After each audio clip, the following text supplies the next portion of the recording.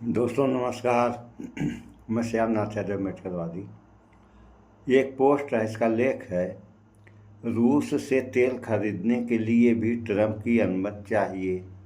भारत को इतना कायर और कमज़ोर प्रधानमंत्री नहीं चाहिए।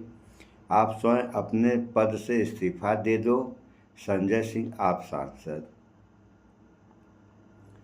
ये हाल है, देखिए पोस्ट आप लोग देख लिया आप लोगों ने। ये हाल है, कहने को विश्व गुरु और कौन गुरु वाली कहानी चल रही है। अब देखिए दूसरा।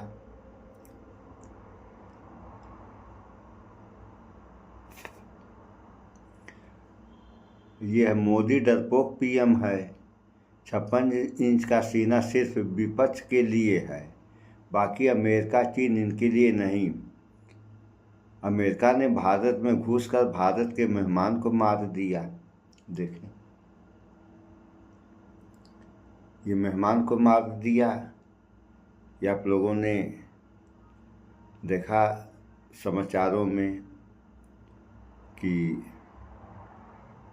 ईरान का वो रिहर्सल भी था, पानी वाला जहाज, और प्रधानमंत्री नरेंद्र मोदी के ही बुलाने पर वो आया था यहाँ। और उसके बाद जब यहाँ से वो वापस जा रहा था, उसी समय जो है उस पर ईरान ने हमला कर अमेरिका ने हमला कर दिया, और उसमें 80 सैनिक तो मारे ही गए और जहाज भी गया। तो जो ये घटना घटी, ये हिंद महासागर में घटी। जो भारतीय क्षेत्र में आता है, उस जगह की देखभाल करना भारत का काम था, लेकिन ये बचा नहीं पाया भारत, और जहाज समेत 80 सैनिक जो है मारे गए हैं। देखिए इस पे आगे क्या होता है अभी तो। और दूसरा देखें, झुकने की विरासत। कभी अंग्रेज़ों को माफ़ीनामे लिखे गए, आज रूस से तेल खरीदने के लिए भी अमेरिका की इजाज़त लेनी पड़ रही है। तब अंग्रेज़ों से माफ़ी, आज अमेरिका से अनुमति। झुकने की परंपरा पुरानी है। देखें आप लोग, ये सब क्या हो रहा है। इतनी बेइज्जती इस देश की हो रही है, और हुक्मरान जो हैं, इनके ऊपर कोई फर्क नहीं पड़ रहा है। अब और देखिए, बहुत बड़ी ब्रेकिंग न्यूज। आका ने गुलाम को रूस से 30 दिन के लिए तेल खरीदने की इजाज़त दी, यानी ट्रंप ने मोदी जी को अनुमति दी। देखें, ये भी आप लोग देखिए, ये हो रहा है। अभी और देखें, एक दिन ऐसी सरकार आएगी जो रसिया से तेल खरीदने के लिए अमेरिका से परमिशन लेगी। ये भी देखें, देखिए ये है, देखें, देख लिया आप लोगों ने। और देखिए, ये कार्टून है। अमेरिका ने भारत को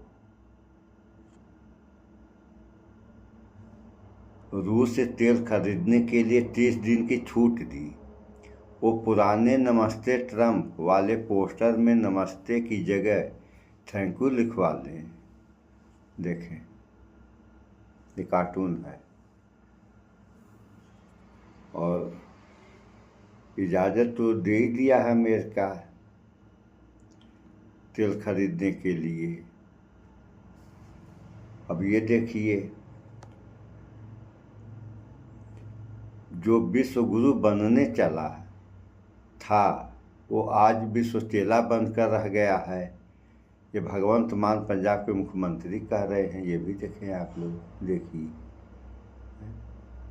इतनी बड़ी बेइज्जती हो रही है, उसके बाद भी कोई फर्क नहीं पड़ रहा है, ना सरकार को और ना ही जनता को। अब देखिए आप लोग, फकीर तो झोला उठाकर चला जाएगा, लेकिन देश पर 249 लाख करोड़ कर्ज कर दिया।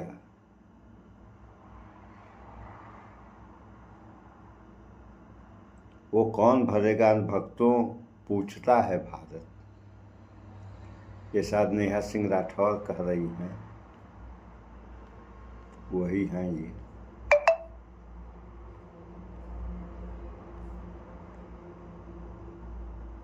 अभी दिखा रहे हैं ये भी पोस्ट आप लोगों को, देखिए ये पोस्ट है, देखें, देख लिया आप लोगों ने। और एक और दिखा रहे हैं, इस पे थोड़ा सा एक समाचार भी आप लोगों को दिखाएंगे थोड़ा सा। अब देखिए कि आज ईरान कल्चरल हाउस पहुंचकर भारत में ईरान के सर्वोच्च नेता के प्रतिनिधि डॉक्टर अब्दुल माजिद हकीम इलाही से मुलाकात की, और ये अंग्रेजी में है, TCS तथा आप सब दर्शकों की तरफ से आयतुल्ला सैयद अली खामनेई साहब को श्रद्धांजलि अर्पित की। आयतुल्ला खामनेई को TCS की श्रद्धांजलि, देखें आप लोग, ये देखिए। और इस पे तो बोलना चाहिए प्रधानमंत्री को, लेकिन प्रधानमंत्री ने अब तक कुछ नहीं बोला। और ईरान इजराइल अमेरिका युद्ध का असर भारत के ऊपर कितना पड़ रहा है, यह भी थोड़ा सा आप लोग देख लें कि देश में गैस संकट का असर दिखना शुरू। मोदी सरकार ने आधी रात घरेलू LPG सिलेंडर की कीमत में 60 रुपये की बढ़ोतरी की। तो ये तो LPG पे 60 रुपये बढ़ा है और कमर्शियल पे 115 रुपये बढ़ा है।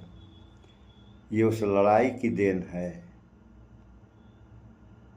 इस पर थोड़ा सा समाचार भी हम आप लोगों को सुना रहे हैं, ये भी सुन लें आप लोग। सिलेंडर महंगा, डोमेस्टिक गैस ₹60 और कमर्शियल सिलेंडर 115 बढ़ गया। आप देख रहे हैं गली न्यूज। देश भर में LPG सिलेंडर के दाम बढ़ा दिए गए हैं। 14.2 kg डोमेस्टिक LPG सिलेंडर ₹60 महंगा हो गया है, जबकि 19 kg कमर्शियल सिलेंडर ₹115 महंगा हो गया है। नए रेट्स 7 मार्च से मतलब यानी आज से ही लागू हो गए हैं। दिल्ली की बात करें तो ₹853 से बढ़कर 913 हुआ है। मुंबई में 852.50 पैसा से बढ़कर ₹912.50 यानी 912.50 रुपया। कोलकाता में लगभग 930 रुपया, चेन्नई लगभग।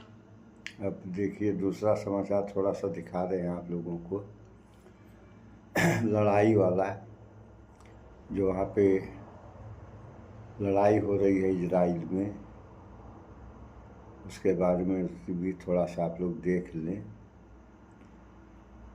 इसका परिणाम क्या होगा ये दिखा रहे हैं। के पीछे कुछ गुंडे लोग पड़े होते हैं, ये पैसे रख ले। देखिए हमारे पास में ही रहता है। देखो ये देखो, अभी ईरान जो अटैक कर रहा है ना, ऐसा मार रहा है कि देखो अभी अगर गिर गया इधर एक भी तो हमारा रूम उड़ जाएगा। ये देखो भाई कैसे ऐसा अभी मार रहा है ये। अरे ऐसा ईरान अभी ये देखो मार दिया तेरी की पूरा रूम हिल रहा है भाई।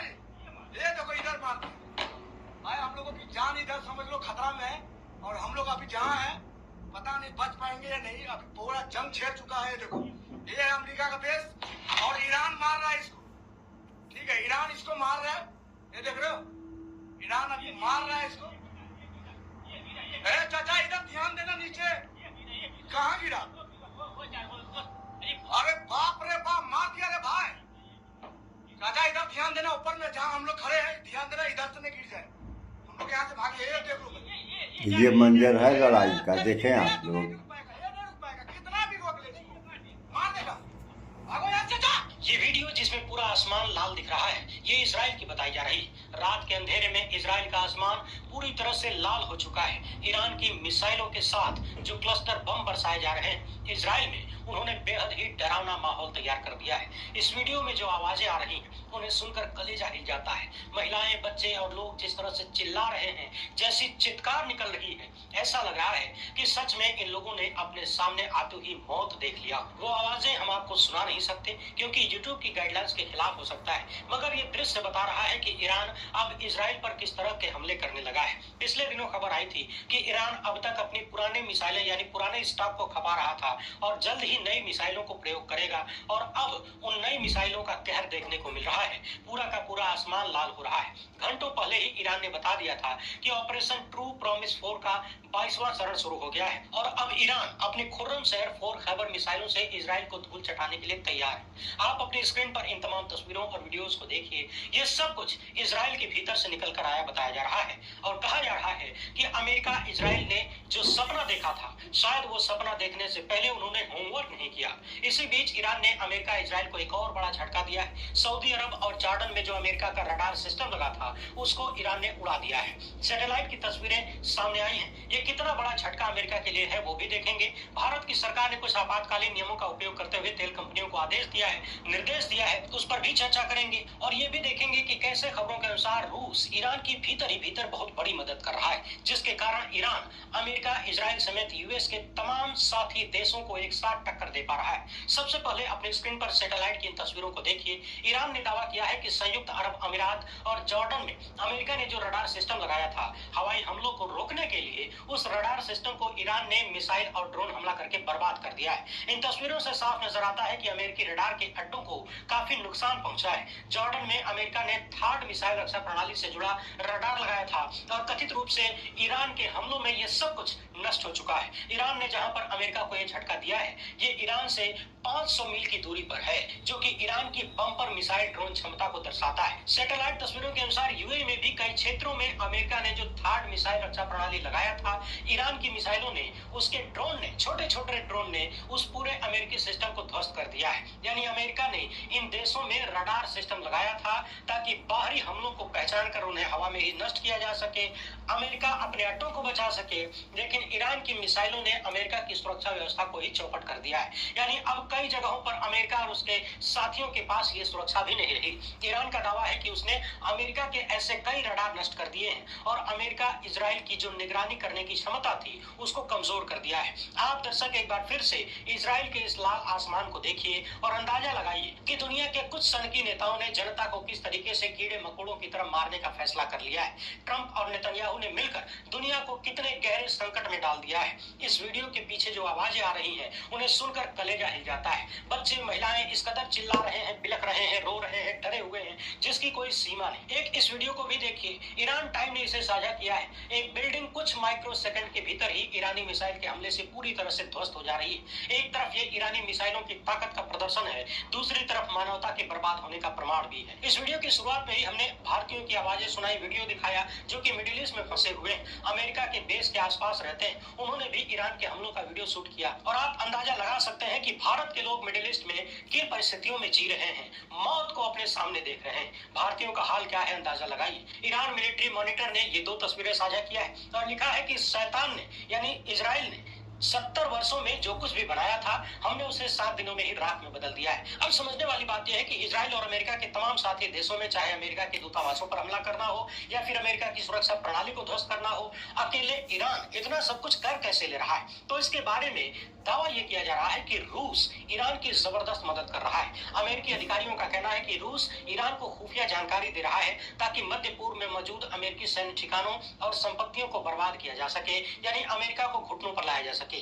वॉशिंगटन पोस्ट की खबर के अनुसार रूस ईरान को बता रहा है कि अमेरिका के युद्धपोत कहां-कहां हैं, उनके विमान कहां-कहां हैं और लड़ाई के अन्य संसाधन कहां रखे हुए हैं। इतना ही नहीं, रूस ईरान को रियल टाइम खुफिया डेटा भी दे रहा है, यानी किस स्थान पर अमेरिका और इजराइल क्या हरकतें कर रहे हैं। सुनिए, आप लोगों ने रूस तो मदद कर ही रहा है, उधर दक्षिण कोरिया का राष्ट्रपति भी ताल ठोक रहा है, और अगर ये लड़ाई नहीं खत्म की गई तो इसका परिणाम, वह जो लड़ रहे हैं वह तो लड़ ही रहे हैं। आप लोगों ने देख ही लिया कि डिजिटल इंडिया में भी 60 रुपये LPG और 115 रुपये जो है कमर्शियल सिलेंडर के दाम बढ़ गए हैं, और पेट्रोल वगैरह सारी चीज़ों के दाम बढ़ेंगे। पेट्रोल का दाम बढ़ गया तो सारी चीज़ें जो खाद्य सामग्रियां हैं, या सारी पूरी मार्केट महंगी हो जाएगी। तो इसका क्या प्रभाव पड़ेगा